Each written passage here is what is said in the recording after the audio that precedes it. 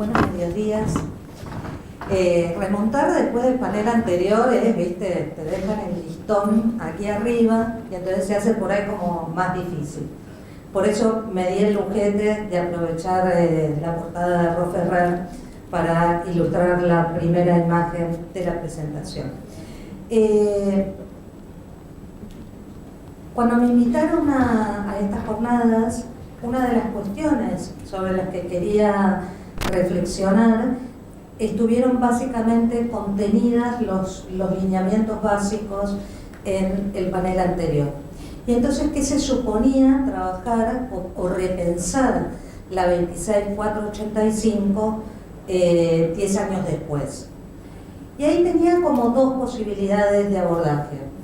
Por un lado, hacer algunas consideraciones en torno a la ley, avances, retrocesos, etc.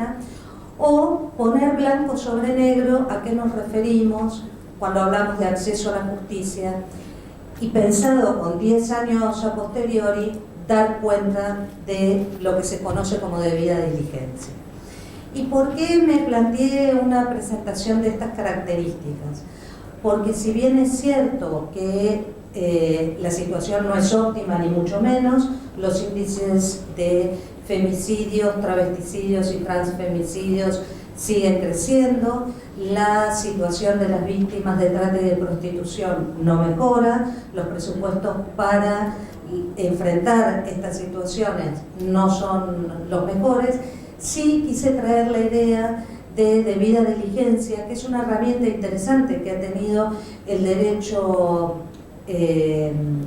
regional, la sentencia y las recomendaciones de la CEDAW a este respecto, para dar cuenta de la importancia que tiene el Estado sobre estas cuestiones. Ro Ferrer mostraba varios de los estereotipos a través de los refranes que circulan popularmente, y esta circulación popular de refranes dan cuenta de lo que luego el derecho plasma como norma para ser utilizada con las personas que tienen la posibilidad de acceder a la justicia, que no son todas, sino que son solo algunas. Y dicho esto, una de las cosas que me parece importante destacar es de qué hablamos cuando hablamos de acceso a la justicia y de a qué nos referimos cuando damos cuenta de la debida diligencia. Y entonces, en este sentido, te pido si hay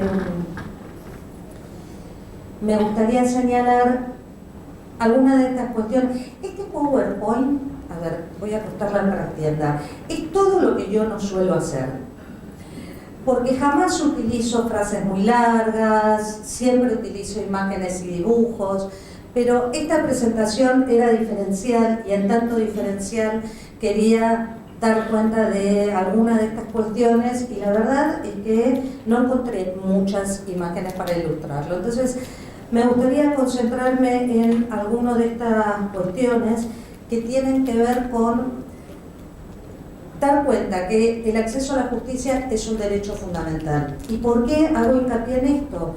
Porque muchas veces el acceso a la justicia termina siendo visto como un privilegio. El hecho de que lo conceptualice, no solo yo, obviamente, que no inventé la pólvora, sino que solo estoy presentando este tema acá, lo presente como un derecho fundamental íntimamente ligado a la igualdad, es lo que nos permite dar cuenta de nuestra condición de ciudadanía. Y quienes acceden a la justicia, solamente quienes son ciudadanos y ciudadanas. Por eso es un derecho fundamental absolutamente ligado a la cuestión. Derecho fundamental que debe tener en cuenta las condiciones de desigualdad estructural entre las que están hombres y mujeres. ¿Y por qué la importancia de dar cuenta de estas condiciones de desigualdad estructural? Porque si no creemos que varones y mujeres, por hacer solamente una presentación binaria, que es la que presenta la norma últimamente, no porque considere que sean solamente estas dos tipos o estos dos cariotipos que se presentan a la justicia, sino porque me parece que dar cuenta de estas desigualdades estructurales va a permitir luego acceder al concepto de debida diligencia. Y además el acceso a la justicia, seguramente esto se desarrollará con mucho más hincapié después, no es solamente el acceso a la justicia formal. Tiene que dar cuenta de los obstáculos que están presentando las normas jurídicas y la estructura y funcionamiento del Poder Judicial. Hay una serie de obstáculos que la ley supuestamente dice que somos todos libres e iguales o somos todas libres e iguales, pero que a la hora de este ejercicio esto no sucede. Los reclamos en torno a que haya un patrocinio jurídico gratuito está dando cuenta de que este acceso a la justicia para las víctimas de violencia de género no es solamente un acceso a la justicia formal. La cantidad de instancias que debe cumplir una víctima, ya sea directa o vinculada de femicidios, tampoco está dando cuenta de que el acceso a la justicia no es solamente un acceso a la justicia formal. Entonces, habíamos dicho que en primer lugar es un deber del Estado, pero además, y en el mismo plano, es un deber fundamental, un derecho fundamental, y a la vez es una obligación del Estado de acuerdo con nuestro derecho local y el derecho internacional. ¿Por qué? Básicamente porque lo que va a estar incluyendo es la protección de las víctimas y de las personas allegadas, pero además porque es responsabilidad de los Estados dar cuenta de facilitar la interposición de denuncias. En los últimos 6 días, con la desaparición de Abril en el municipio de Punta Indio, en la provincia de Buenos Aires, se destacaba como un enorme valor que había sido fácilmente interponer la denuncia. No, a ver si nos ubicamos.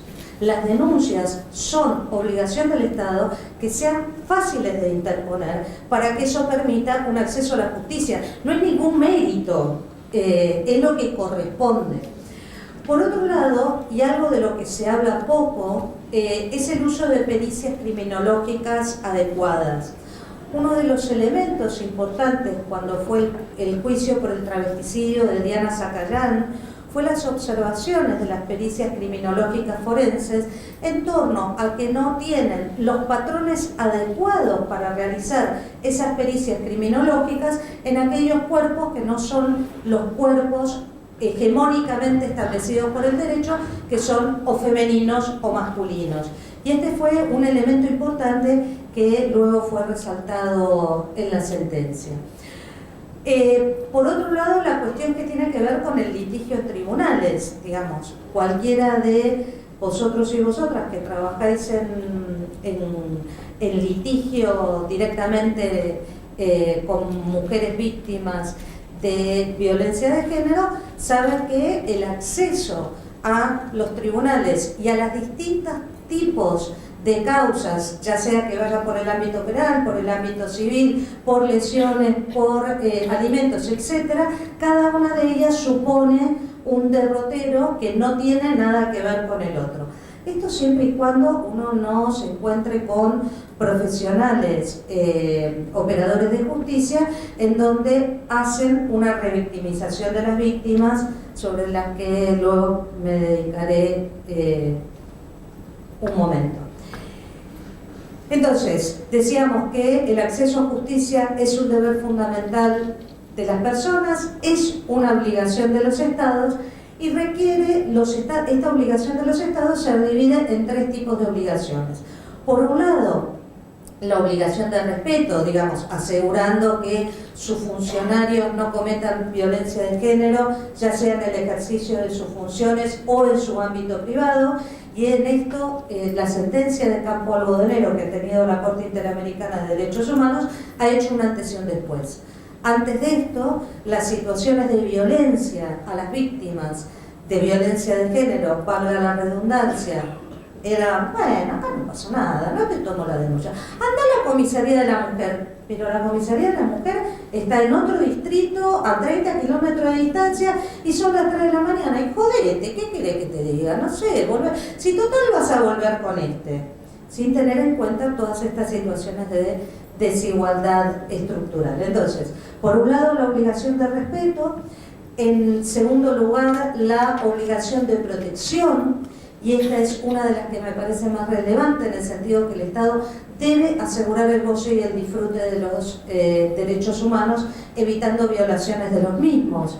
Esto de voy a la comisaría y no solo no me toman la denuncia, sino que además puedo recibir una reprimenda o para quienes siguen Twitter, y acá hago un pie de página, y siguen a una médica que hace relatos de sus guardias en Twitter, su último relato de antes de ayer tenía que ver precisamente cómo el Estado debe garantizar el goce y el disfrute de estos derechos, porque frente a lo que el relato que ella acontecía de una víctima que llega a la guardia con golpes diversos y que no quería ver a un policía que estaba afuera, resulta que el policía era el que ejercía violencia contra ella misma, ¿no? En el ámbito privado. Y una tercera, bueno, aquí vemos un ejemplo de acceso a la justicia, de cómo la justicia no protege a una víctima. Es el caso de Reina Maraz, que luego fue absuelta. Es un caso bastante conocido porque es el que estableció que la Corte Suprema llevó a la Corte Suprema de la provincia de Buenos Aires a incorporar intérpretes en lenguas originarias y no solamente en las lenguas blancas, ¿sí? Hasta hace 4 o 5 años atrás, las lenguas de los traductores a los que se convocaba y a los que se les pagaba eran las lenguas de francés, inglés y portugués. Entonces, resulta que Reina Maraz es aymara, casi no hablaba castellano y estaba en una situación de legítima defensa en un caso de violencia de género, pero resulta que se enteraron 2 años después porque la mujer no se enteró nunca de qué le estaban hablando. Voy a pasar rápido este caso porque no tenemos mucho tiempo. Esto como un ejemplo de la necesidad que tiene el Estado de obligación de protección en el goce y el disfrute de los derechos.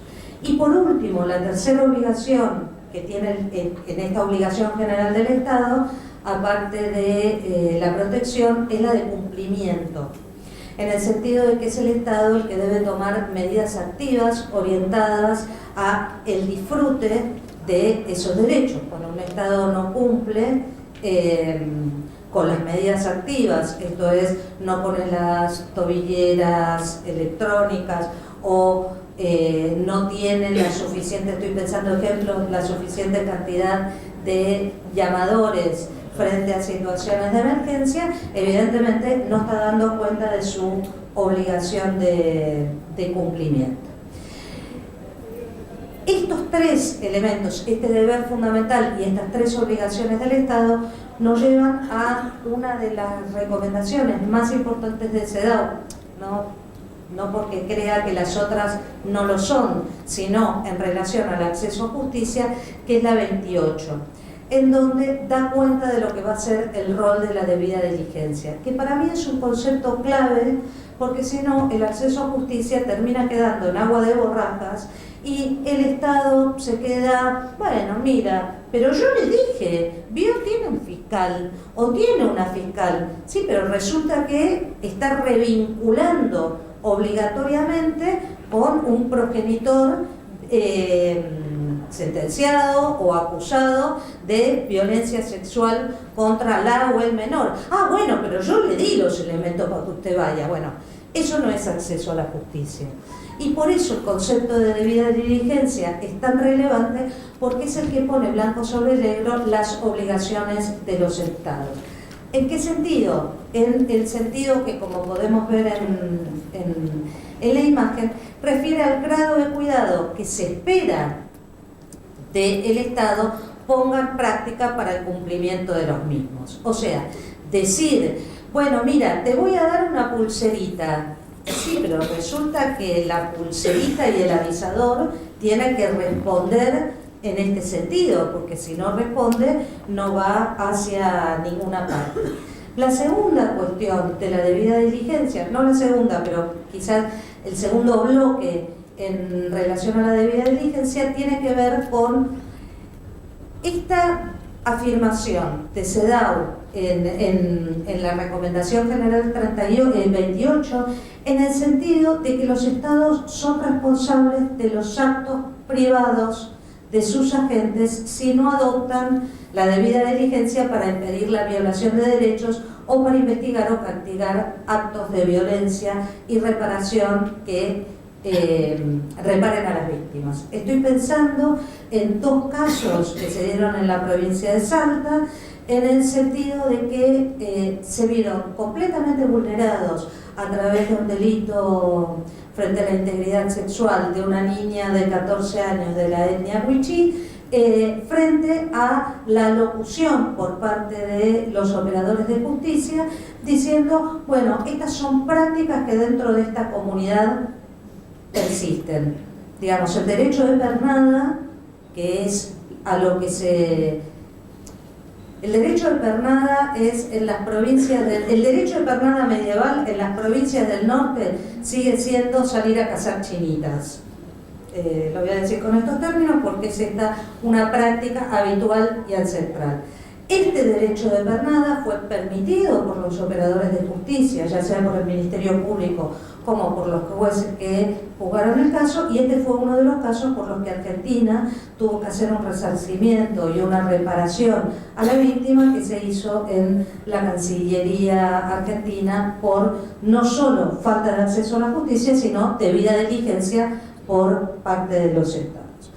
Otro caso, este es internacional, que este es muy típico por otra parte, es una joven que terminó siendo víctima de femicidio por parte de su expareja y que además había sido multada por la policía británica porque les iba a tocar a molestar al hacerles perder el tiempo cuando iba a hacer las denuncias por las amenazas que sufría por parte de esta persona. ¿Qué supone la debida diligencia? Y así doy paso a mis colegas. Por un lado, por parte de los Estados, el deber de prevención. La prevención solamente la puede ofrecer el Estado, ¿sí? Lo que podemos hacer desde organizaciones de la sociedad civil es trabajar colectivamente para que estas tareas de prevención sean lo más ajustadas posibles. El segundo deber tiene que ver con el deber de protección de la víctima y de las víctimas vinculadas. La idea de protección a través de reparar a los hijos e hijas de víctimas de femicidios intenta ir en este sentido. Y por último, el deber de juzgamiento. Ahora, estos tres deberes del Estado dentro del marco de la debida diligencia solo pueden hacerse en el marco del respeto a las víctimas.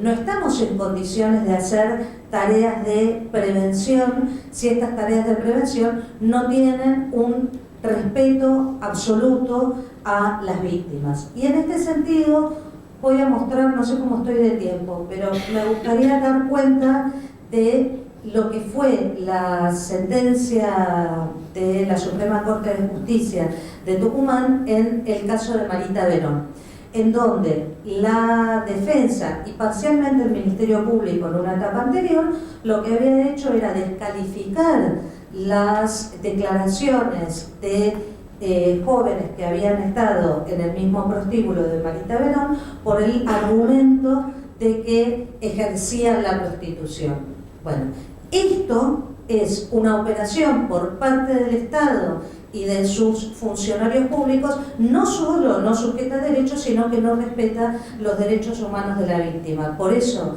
la Corte Suprema de Justicia dice, bueno, cuidado, parten de una desigualdad estructural estas jóvenes, pero además están en una situación de vulnerabilidad que las hace fácilmente vulnerables a estas cuestiones. Otro caso, avancemos porque así podemos estar los demás. Este es otro caso interesante. En este caso incurre una menor de 13 años, este es un caso del Tribunal Superior de Justicia de la provincia de Corrientes, en donde liberan, exculpan al abusador en virtud de que la chica no le había dicho a sus padres que había sido violada, salvo cuando manifestó una hemorragia producto de esa violación. O sea, esto es otra vez no solo revictimizar a la víctima, sino que además de que el acceso a justicia es defectuoso, estamos frente a el incumplimiento de la debida diligencia que deben tener los estados. Voy como muy rápido porque sobre esto seguramente mis colegas se van a explayar. Este es un caso bastante más reciente, es de hace unos meses atrás, y en este sentido sí quiero ver el vaso medio lleno. El caso de Vanessa Zavala corresponde al Tribunal Superior de Justicia de Santa Fe, en donde a lo largo de la intervención los jueces llaman la atención sobre la justicia de primera instancia, diciéndole, cuidado, esta es una persona trans cuya identidad, manifiesta su identidad en este sentido, y ustedes se ocuparon todo el tiempo, en toda la intervención judicial, se dedicaron a llamarla por su nombre masculino, considerando una estigmatización el cambio y criminalizando su identidad de género. Entonces, por otro lado, empiezan a haber algunas resonancias, y este es el caso de Vanessa Zavala. ¿Por qué está el nombre de Sergio Alexis? Porque este es un extracto recortado como imagen de la propia sentencia. Dicho esto, vemos una más. Esto es precisamente todo lo contrario al anterior, es el caso Piombo Saliargués, por lo cual estos dos jueces de la provincia de Buenos Aires ya no forman parte del Poder Judicial, y todas las niñeces trans y todos los niños y niñas que han sufrido abusos sexuales en la infancia se lo agradecen, porque su forma para liberar al acusado de violación no fue solamente hacer una serie de intervenciones estereotipadas a su mamá y a su abuela, sino que lo deja, le disminuye la pena al violador, en el sentido de que la persona el niño a los 6 años manifestaba, según estos dos jueces, situaciones de travestismo, lo cual no hace que sea nada en sentido. No habilitaría a la comisión de un delito. Y por último, yo voy a cerrarlo aquí, la debida diligencia para los funcionarios del Estado no solo atañen al Poder Judicial. Y este es un ejemplo que me pareció interesante traer de cómo las políticas públicas deben de cumplir debida diligencia. En general, la debida diligencia la pensamos cuando estamos pensando en el Poder Judicial, pero también debemos pensarla en los otros dos poderes del Estado, y esta es una campaña del 2017 en donde el gobierno español trata de hacer una campaña para reducir el consumo de alcohol en menores, y entonces dicen, bueno, vamos a hacerla con perspectiva de género. Y entonces dicen, vamos a poner chicos y chicas, como ustedes ven allí. Entonces dicen, tu hijo bebe, tu hija bebe. ¿Dónde no está la perspectiva de género, aunque trabajemos con jóvenes, con una imagen masculina y una imagen femenina? Cuando no tenemos un registro feminista de lo que es la debida diligencia, cuando no tenemos un registro de lo que es el acceso a la justicia con criterios feministas. ¿Por qué? Porque en primer lugar, la asignación de que tu hijo bebe o que tu hija bebe se la hace a la madre.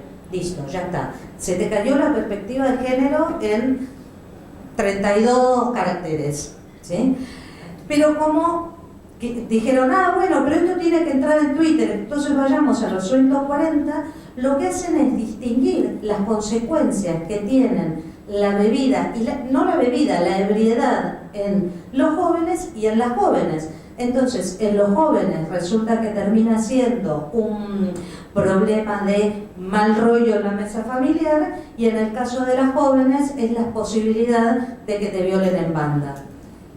Cualquiera que haya seguido el caso de La Manada en el País Vasco entenderá por qué no solo hay que tener una perspectiva de género, sino que lo que hay que tener es un criterio feminista de los derechos humanos, y la debida diligencia debe dar cuenta de los derechos de las víctimas. Gracias.